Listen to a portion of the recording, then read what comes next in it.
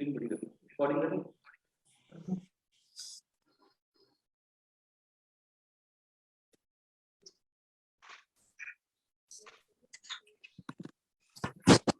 Yes, sir. You can now start the introduction. Good morning, everybody.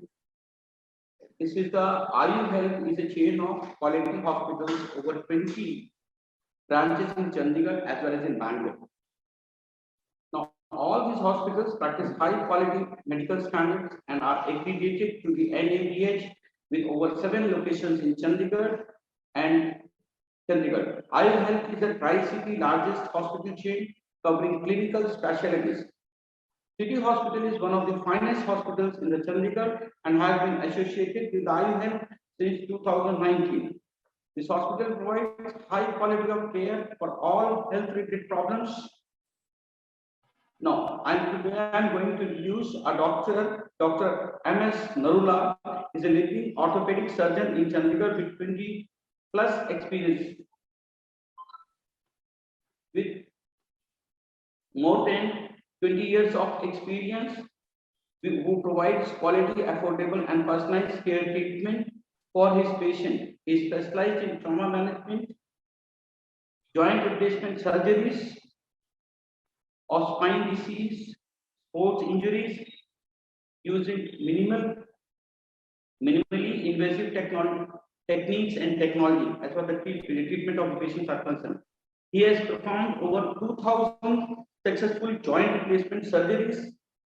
He is one of the best orthopedic surgeons in Chandigarh, while continuously engaging and enhancing and developing orthopedic department in his hospital. He is also a visiting surgeon to New Yorkshire Hospitals, UK.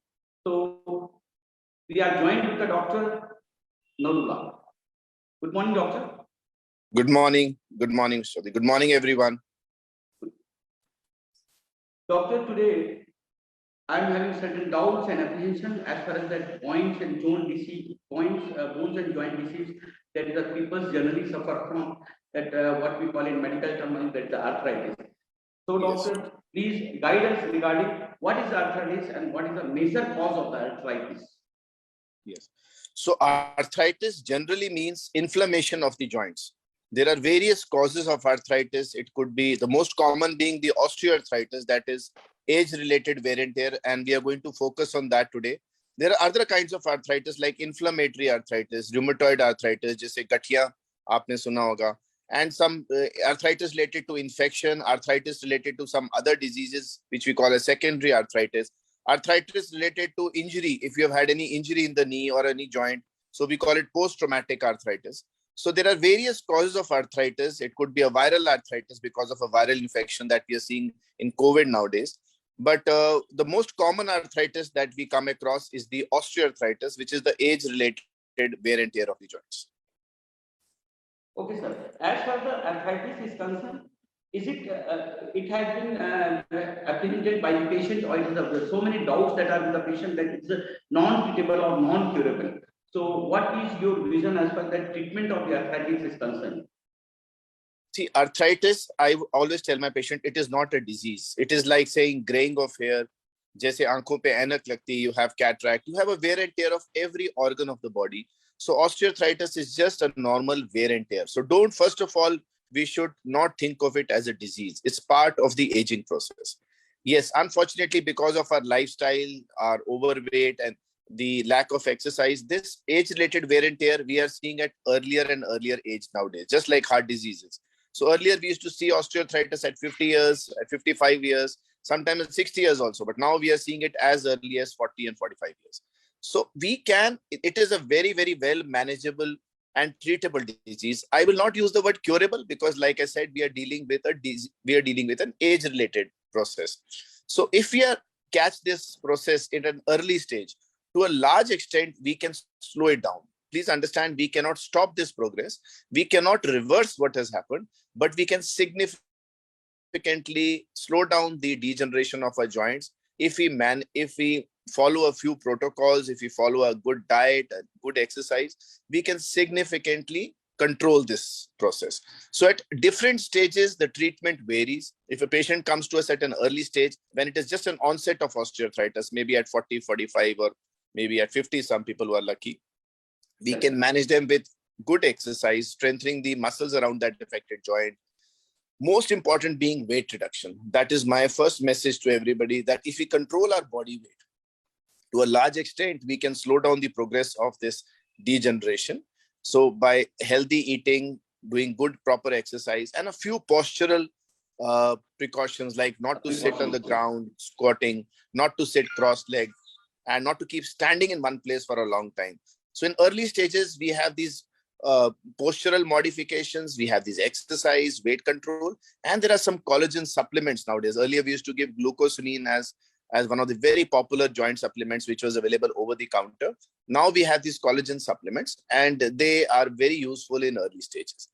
And in a little advanced stage than this, then we have these injections which we give into the knee joint, which kind of lubricate the joint. Just grease pa dene ji joints de vich. So that is what a layman thinks. But yes, we lubricate it with the synovial fluid like joint. And of course, in a late stage, stage 3 arthritis, where the wear and tear is significant, we talk about knee replacement, which is one of the very easily done, predictable, and very effective surgeries for advanced osteoarthritis of the knees. Okay, sir. That means, doctor, that you want to say that basically diet-related problems, age-related problems, if we are taking care, then we can reduce the risk of arthritis. Yes, very much. See, there are certain genetic factors also involved. People in some families, the osteoarthritis is more prevalent and earlier onset. But when I talk about diet and exercise, because these are the modifiable factors, we cannot modify our genes, we cannot modify our shape of our joints, we cannot modify the age, but we can modify these factors. And that is why I like to emphasize on the diet and exercise, because these are the modifiable factors. No, sir, this is as far as that pain is concerned, it's a normal phenomena in our day-to-day life. But yes, how the patients can, and doctor, what are the warning signals that how the patient is able to diagnose, that early diagnosis, or how the patients come to know that whether he is suffering from arthritis or some other disease? Yes. So patient would typically complain of difficulty in getting up from a low sitting position or a squatting position. जब वो जमीन से उठ के खड़े होते हैं या low chair में बैठे हैं, when they get up, they find it little difficult. They feel a little pain in the joint. Then climbing stairs, or more importantly, coming down the stairs, becomes a little painful. Then prolonged standing in one place for a long time becomes painful. So initially, patient has complaints on these particular activities. Later on, of course, when patient walks for a long time, he starts feeling a discomfort, a fatigue around the knee joints. There is a catch and a pain in the inner aspect of the knee joints. So as the disease progresses, this walking distance starts to reduce, and patient starts to feel pain even at rest when he's just sitting and not walking. So that is an indication that it's now an advanced osteoarthritis. Okay, sir. Now, how the patients or how the people who are suffering from arthritis, what is how that arthritis get worsened? Means how that it becomes a very painful. What are the precautions that are to be taken that it should not be a very painful situation, and early treatment of the arthritis can be done? So, like I said, the only way to slow down the progression is early management. And when I talk about early management, you should consult an orthopedic surgeon who will take an X-ray and put you on what stage of osteoarthritis you are. So don't forget to go to the doctor first, and instead of self-medicating, a lot of people take painkillers randomly. Ki ji dard hua hai, thoda painkiller kha lete hain. So that is not to be done, because painkillers in long term, we all know, can cause damage to your kidneys, can cause damage to your stomach lining. So don't pop in the pills arbitrarily. Consult your doctor. And if it is an early stage, he will tell you certain exercises, we call them quadriceps exercises, to strengthen the knees. Few precautions, like I told you, weight control, which is a very, very important pillar of this management. And these supplements, which are very harmless, and they can be taken over a period of 6 months, 9 months, 3 months, long term. So they repair the cartilage damage, and they help in slowing down the progression of this disease. So do consult your orthopedic surgeon. He'll get an X-ray. That is all that we need, and rule out the other causes of arthritis, and put you on these supplements and good exercise regime. Of course, like I said, if it is a little more advanced than that, then according to your x-rays and your clinical, he might advise an injection treatment or a surgery as the case may be. Definitely. Doctor, that means what are the various types of treatment options are? Here you have told me in the previous queries also Yes. that these are the various treatment options. But as far as the arthritis, that complete curability, or what is the treatment options for the arthritis? So treatment options are varying from conservative or non-operative to operative. So when we talk about non-operative, I'll repeat, it is the weight, it is the exercises, the weight control, and these mild anti-inflammatories, which we like to give off and on, which people call as painkillers. I would like to emphasize here that these are not just painkillers, they are anti-inflammatories. They bring down the inflammation in the joint. So initial period of anti-inflammatory, short period of anti-inflammatory treatment, which is good.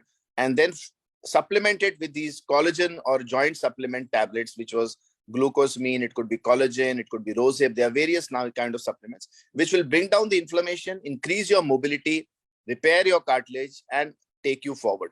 So initial treatment, the non-operative management is this. Then if the arthritis is not very advanced, nowadays there is an injection treatment, and there are two kinds of injection. One is a synthetic available, which is very popular, which we call as viscosupplementation. It's a hyaluronic acid. It's a joint fluid. It's a thick fluid which we inject into the joint, synthetically made, and that lubricates the joint and increases the life of a joint by minimum 1 year to maximum 3-4 years also, depending on what stage you have taken it. There is another injection we call as PRP therapy, in which your own blood is centrifuged and a special concentrate is made out of it. It is injected into your knee joint. Again, the purpose is same. It initiates a reparative process, some healing of the joint and repair of the cartilage. But please remember, these are not useful in later stages, only in that middle zone, not too early and not too late. And of course, in late stage, when the joint x-rays show that the joint space is totally lost, the bones are rubbing against each other, you have severe pain, you can't do your activities of daily living, and you are overweight, and you have to take a painkiller every day. In that case, with informed consent with the patient, the surgeon would advise a knee replacement surgery. And if done in good time, not too late, and properly done under a proper setup with an experienced surgeon, it is one of the most effective, predictable surgeries. Definitely, sir. As far as the knee replacement surgery or knee replacement is concerned, there are very much doubts and apprehension. As far as that, first of all, how it is to be managed, means post-operative management of the knee replacement surgeries. And definitely, second thing, whether it's a major surgery or life-threatening surgery. So there are a lot of myths, like you said, about knee replacement surgery. And I would like to dispel a few of these myths under now this on your forum. Number one, that it is a very painful surgery. A lot of people think it's a very painful surgery. The post-op recovery is very prolonged. There is a lot of blood loss. Patient has to take physiotherapy for a long time. Patient takes a long time to walk. So I would like to dispel all these myths. Like I said, this surgery, we advise the patient while the patient is walking. हम ये चाहते हैं कि patient चल के हमारे पास आए, हम उसको चला के भेजें. So my request to all your viewers would be that not to delay it beyond an extent. We can do this surgery at any level, but please get this surgery done while you are still mobile and walking, because the muscles around your knee joint are going to play a very important role in the success of this surgery. So as long as you're walking, you're mobile, even if it's a stick or walker, as long as you're mobile, you should get this surgery done. Now regarding, now with the newer techniques and newer implants, there is so much advancement that the implants and the surgery now last you for 25 to 30 years. When we started doing this surgery, the implants life used to be 15 to 20 years. Ab 25 se 30 saal, or sometimes even beyond, this life of the joint is there, provided we run it properly. So the technique is that we do it a very surface replacement. We don't change the whole joint, just a small surface of it is changed. It's a very bloodless, painless surgery. Patient is walking the next day, sometimes the same evening, and sometimes the next day of the surgery, patient is mobile, he's walking. There is minimal pain, and that can be managed very well with the painkillers that we give in the hospital. The physiotherapy, while the patient is here for 4-5 days, we teach them physiotherapy, which they can carry on at home also, and they can do these exercises themselves. So the second day of the surgery, patient is walking, mobile, they can go up till the toilet seat by second or third day. By fifth or sixth day, we tell the patient he can go home. Of course, initially patient has to use a walker for a week, 10 days. And after that, he uses a stick for another couple of days. And by 2 to 3 weeks, he is walking absolutely normal. But all this is provided the patient is active and mobile before the surgery. So that is a very important part that everybody has to understand. Of course, if the patient is on wheelchair or on bed, he can still walk, but it will take a couple of weeks to get him back on the feet. And there is no pain, there is no blood loss, physiotherapy is minimal, and the quality of life improves tremendously. This is a surgery for your quality of life. It will decrease, it will almost totally take away your pain, increase your mobility, and help you lose weight if you are overweight. So it's a win-win situation for you. Okay. Doctor, though you have given us a very detailed and broadened idea as far as the knee replacement surgery is concerned, but as far as though you have told us the post-operative management, means once जो patient आपके पास में आया, चल करके और आपने उसको चला करके भेज दिया वापस करके, then again when he reaches to his house, so what are the, though you have told us, but again sir, I would like that you tell us once more that what a post-operative management means when the patient is not at his hospital. Yes. So when patient goes home, we teach him a few exercises while he is in the hospital, which he can learn, his relatives, his caretakers can learn. And they can do these exercises just sitting at home 10 minutes in the morning, 10 minutes in the evening, because he is otherwise also walking. So the exercises are happening naturally also while the patient is walking. But there are few exercises that he can do on bed, sitting by the bedside, lying on the bed, which we teach him. They can engage a physiotherapist who can come, maybe if not every day, for a couple of days, for the first week, 10 days. The dressing is done after every third or fourth day, which again can be managed at home, or the patient wants to come to the hospital. By 14th day, usually average, the stitches are removed. So beyond that, then he does not need to come to the doctor or needs a wound care. The wound is left open, he can take a bath. And by, like I said, 2 to 3 weeks, he's absolutely back to his normal functioning. So it is the first 2 weeks where he has to be a little careful with the wound management, because there are stitches there which have to be removed by 2 weeks. And all this can be managed at home or the hospital, as the case may be, whatever the patient is comfortable. So there is no specific post-op management that he has to worry too much about. Well, to worry too much about when the patient is discharged from the hospital. Yes, yes. We discharge by usually 5th or 6th day. The patient is discharged by 5th or 6th day, maximum 1 week. Yeah, that's it. Okay. Okay, sir. Now, what is that? What the time of recovery? It means how much time the patient is going to recover after the knee replacement surgery. So, like I said, it depends largely on what the activity levels of the patient was, how bad was the knee, how mobile the patient was before the surgery. But average 2 to 3 weeks, the patient is back to his normal work routine, and sometimes earlier also if his muscle power is good. After the stitches are removed, patient is usually walking with a stick, and at that moment, and in a week, 10 days time, the stick is also taken away. So the beauty of this surgery is that you're never bedridden, you're never dependent on anyone. You can go to your toilet activities yourself. You can do all your activities of daily living by 3rd day or 4th day. So that is the beauty of this surgery. Any other complications that the pain, the patient? Yes. The pain and stiffness, a little bit of pain and stiffness might persist for a month or so. The knee might feel a little warm. We ask them to do a lot of ice packs and cool the joint. So for the first 1 or 2 months, we ask the patient to do some ice therapy that will help bring down the pain and stiffness. And a few patients might have a stiffness for 4 to 6 weeks, but that's it. Beyond that, they usually have no complaints. Okay. Now, sir, what we are now going into the post-COVID, or we are in a COVID era. Now, what is that people that who has recovered from the COVID, that how this arthritis is affecting the people's or the patients who has recovered from the COVID, that how it is making their lives complications as far as that arthritis is concerned to the patient who has suffered from the COVID. So COVID has affected all the systems of the body, we know, and more as we are learning about this disease, we are learning that it is affecting almost every organ of the body, and bone has not escaped from the COVID effects too. So what we are seeing as orthopedic surgeons post-COVID are, of course, the first being the arthralgias. Like any other viral fevers in the past, when there were chikungunya and there were dengue, there were post-viral arthralgias and myalgias, like joint pains and muscle aches, which used to persist for a year, sometimes 2 years also. So COVID also being like any other virus, we do get these post-COVID arthralgias, myalgias. This is the commonest, and this we were expecting.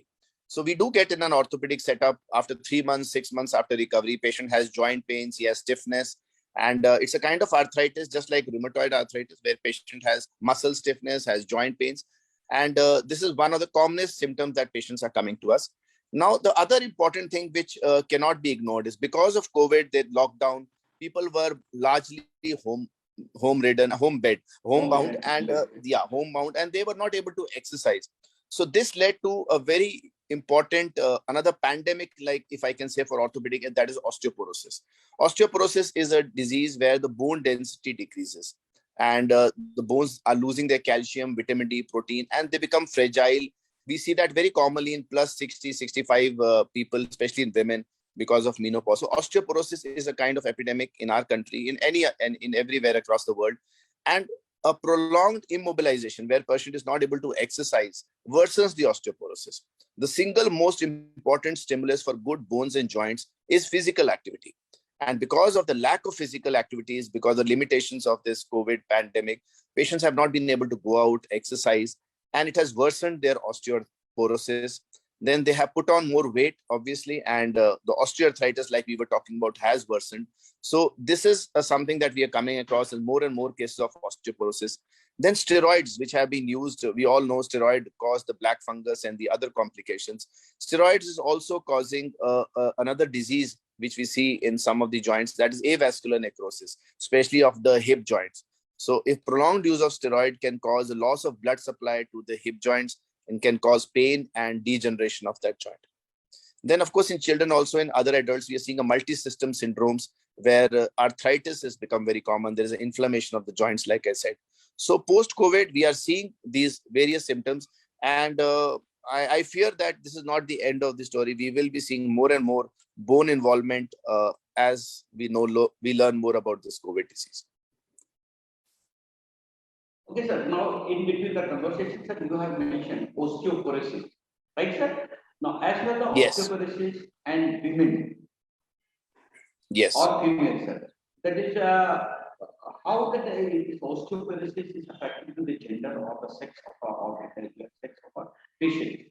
Whether it is more prominent in females rather than males, or it is more Yes. males rather than Yes. females. So osteoporosis, like I said, again, is of various kind. One of them, the commonest being the post-menopausal osteoporosis. One is an senile osteoporosis.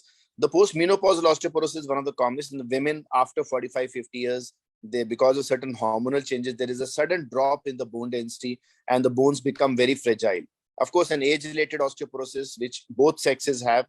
And then there is a secondary osteoporosis because of steroids or some other drugs, or disuse osteoporosis, where if you're not using your body, the osteoporosis sets in. So the commonest osteoporosis we see in our country is the post-menopausal, especially in women, but more and more men after 60 years are also suffering from osteoporosis. And I would emphasize that they should be on calcium, vitamin D supplements, which is now part of our regular diet regime, and keep exercising. And we call them weight-bearing exercises, like walking or gymming or some kind of weight-bearing exercise, which can to a large extent reverse the osteoporosis. There are some very good anti-osteoporotic treatments which are also started now after the bone density scan. And I feel a bone density DEXA scan should be a part of your screening health. Just like we have mammography and we have pap smears for women, the bone density screening should also become a very important part of the screening process. Definitely, doctor. The joint pains which are resulting after COVID-19, bones problem or bone-related problem or inflammation regarding the bones, which are coming after COVID-19, is the person that whether it is treatable or it is like that only. Yeah, definitely. This bone-related issues after COVID are very well treatable. We have these very good anti-inflammatory medicines and the newer medicines, which can to a large extent control and manage this post-COVID arthralgias. But yes, these are slightly prolonged treatments. And as the time progresses, we will know the effectiveness of this treatment. But all the all your viewers should know that this is a 100% treatable. It only takes a little longer time than the other arthritis, but all these joint pains are definitely treatable, provided we diagnose them early and start the treatment early. Then doctor, that regular exercises means generally it's Yes. a perception on the patient that that because of the regular exercises, this arthritis, that is our point and bone and joint related pains, they are manageable. What is your opinion as far as the exercises are concerned as in the arthritis treatment or that post COVID infections that bone and joint disorders? So whether it is knee arthritis, is a low back pain, because I'm also a spine specialist where I see a lot of back problems, spines, or it is this COVID, I feel the single most important factor or single most important modifiable factor, if I can use the word, that is there absolutely in our hands, where we don't need to go to the doctor, is exercise. The period of bed rest, even if a patient has an acute backache, a disc problem, arthritis, earlier people used to be advised bed rest, but now it has been proven by enough studies that people who exercise recover much faster. So I would like to add exercise as part of my treatment protocol in every patient. Of course, the exercise have to be tweaked a little depending कि आपको back problem है तो कुछ exercise नहीं करनी, अगर knee problem है तो कुछ exercises नहीं करनी. But by and large, the take home message is that if you are exercising, you are keeping your joints mobile, keeping your muscles in good tone. So in a way, they will take care of your joints. It will increase your bone health. Like I said, bone density improves, increases your circulation across the body. So there are various advantages of exercise, but you should choose your exercise according to your age. So if you are an elderly person, just a walk would be a good exercise for you. Yoga works very well for a few people, and some more vigorous exercises for younger people could be cycling, which has become a very important exercise, way of exercising for the younger people. So choose your exercise method. That is not important that what exercise you are doing. Do it for at least 30 to 40 minutes in a day, preferably 4 to 5 days a week, but please do exercise. Okay, sir. Now, first is that exercise, sir. As far as that management of the bone and joint disorders or bone and joint Yes. disorders. Then second is also food supplements. Yes. Food supplements. Some your views regarding the food supplements that are So used foods, or that are to be generated to the patient so that they can get so relief from the yes, food supplements have a very important part to play, but I would like to emphasize that these are supplements. They should not replace your natural foods, your natural diet. Eat healthy, eat a balanced diet, and eat whatever is available in that part of the season, that part of the country. Eat a balance, be moderate. So this is a very important part before we talk about supplement. Supplementing means you are supplementing your good, healthy diet. When we come to these supplements, depending on what age or what disease you are having, like if I be talking about osteoporosis, the very important supplement would be obviously calcium. So there are various calcium over the counter available. You can choose. There are various formulations, keep changing. Take your adequate dose, which should be close to 1,000 milligram of calcium per day. Take a vitamin D, which is a very important supplement. You should take it initially once a week, get your vitamin D levels checked. Later on, you can even maintain it with once a month. So these are two important supplements as far as bone health is concerned, calcium and vitamin D. Of course, you need to have protein-rich foods and it could be an animal source protein, it could be a plant source protein. But don't forget, for a good bone health, a protein intake is also important. The bone is not just made of calcium and vitamin D. There is a lot of proteins which go into it. Unless you have some kidney problem or a liver problem where your protein restriction is there, also combine a good protein diet within your normal healthy diet. So calcium and vitamin D should be taken, and a good healthy diet is what I would say typically for bone health. Definitely, doctor. Then, doctor, one thing I would like to ask you, doctor, that patients, one common terminology that is with the patient, that the frozen shoulder. Is it a type of arthritis or is it just some other disease? No, frozen shoulder is not a arthritis. I'm glad you have asked this. Because when we say arthritis, we mean involvement of the joints, the bones. Frozen shoulder is actually a periarthritis. It is involving the soft tissues around your joint. The muscles, the ligaments, the capsule, those are the parts of the joint which are getting stiff, which are getting contracted, and they're not allowing the mobility of the joint. So if you get an X-ray of a shoulder, frozen shoulder, it will be absolutely normal because X-ray only picks up bones and there is nothing wrong with the bones. It is the soft tissue envelope around the bone, around the joint, that is getting into a stiff mode. So that is why the word frozen shoulder, and the other word is periarthritis, around the joint.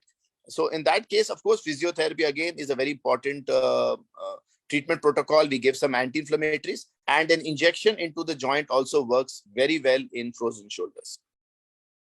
So it is different from arthritis. It is a periarthritis. Different from arthritis. Right? And it is also manageable. That is periarthritis. That is also very manageable. well. Yes, yes. Very well manageable with physiotherapy and injection. We control and we manage most of these frozen shoulders. Very few, just less than 5% require any surgical intervention, if any. Intervention, that only physiotherapy is manageable for this. And physiotherapy, medicines, and injection. Yeah, between three of them, we can manage most of the frozen shoulders.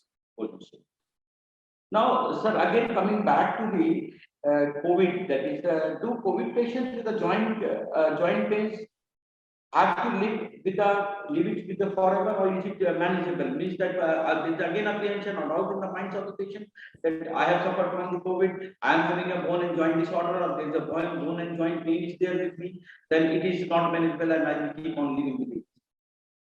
So as we are getting to know more about this COVID, earlier it was thought that the lung fibrosis, that the lung damage is permanent and for a long time. Now there are newer studies coming that the lung damage is also reversible. Within 3 to 6 months, most of these lung damages are reversed. Similarly with the other joints, similarly with the other organs. So the bone issues of, especially the arthritis part, is also reversible. Sometimes it takes up to 6 months to 1 year, but that was also there with the other viral fevers, like the dengue and the chikungunya. They used to have viral pains, arthralgias for almost a year. So like that, this COVID viral arthralgias are also reversible. They self-limit after 6 months to 1 year, and they can be managed very well with a good medical regime. So I don't feel that there is anything to fear, but we are learning more and more about COVID. But the most of it that we are learning now in last few weeks and months is that these are reversible to a large extent. That means, doctor, most of the apprehensions and doubts what the patients were having as well regarding arthritis is concerned, or that is a knee replacement therapy is concerned, or getting knee replaced, you have given us a very broader idea, as far as that post-COVID situation for the management of bones and joints. Sir, you have given a very broader idea. You have given us a very good suggestions as well. We are very much thankful to you that you have joined with us. So, doctor, hoping for that the people will follow your advice. We are very much thankful. Thank you. Thank you very much. I will wish all your viewers a safe, healthy life. And if, God forbid, any of your medical needs, IU Health Hospitals and I as Dr. Narula are always there for your service. Please stay safe and stay healthy. Thank you so much. Thank you.